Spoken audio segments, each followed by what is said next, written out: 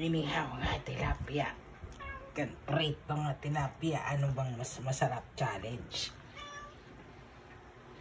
Pritong tilapia po dito sa kabila. Meron naman po ditong ensalada. At meron po siyang inihaw na tilapia. Ano pong mas pipiliin nyo? Ang prito o ang inihaw challenge?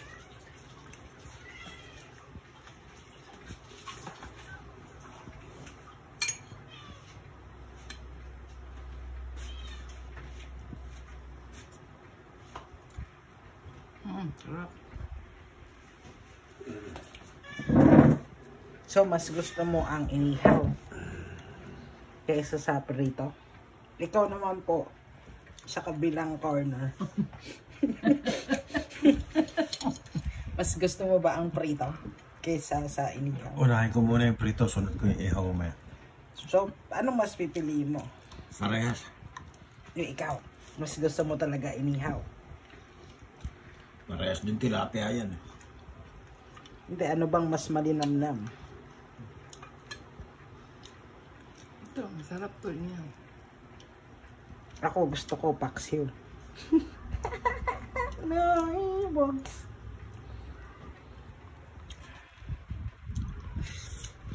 Sarap bang partner yan?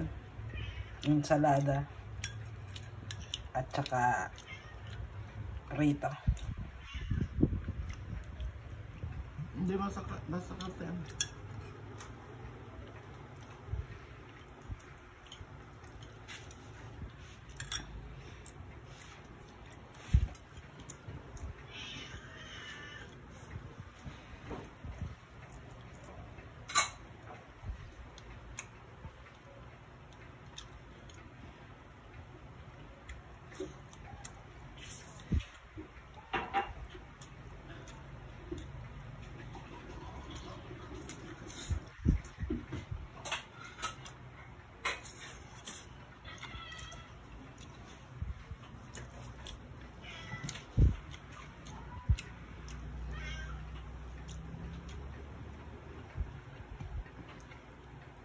Mamaya marami kayong ulamin. Magantay lang. Huwag na maingay masyado dyan, Bogs, ha? Ang maingay, walang tilapia. Ang magbuka ng bibig, walang tilapia. Kita mo na, Ang magingay, walang isda. Malinaw ba yan sa inyo, tatlo? Bugi ah. Sarap. Ano, bugi oh.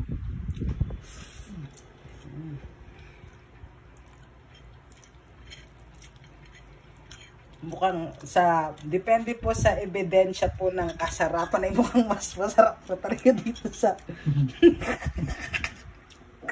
sa side na to. Kasi po dito, hindi pa po nangangalate yung pritong isda. Dito pa sa part na to, kalahati na. E di, masasarap pa rin talaga yung inihaw.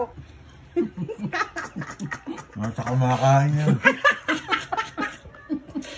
Ayan po ang ebidensya. Pati po ulo yan, kakainin pa niyan. Yung tinapat mo sa akin ay champion sa mukbang.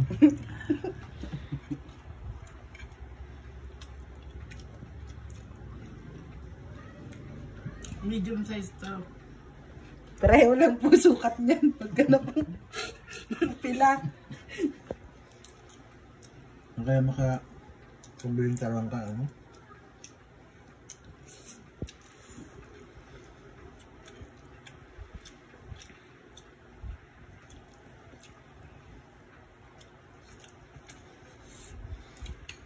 Yung isa dyan, gusto nang mag-ingay, pigil na pigil si Snow. Oh.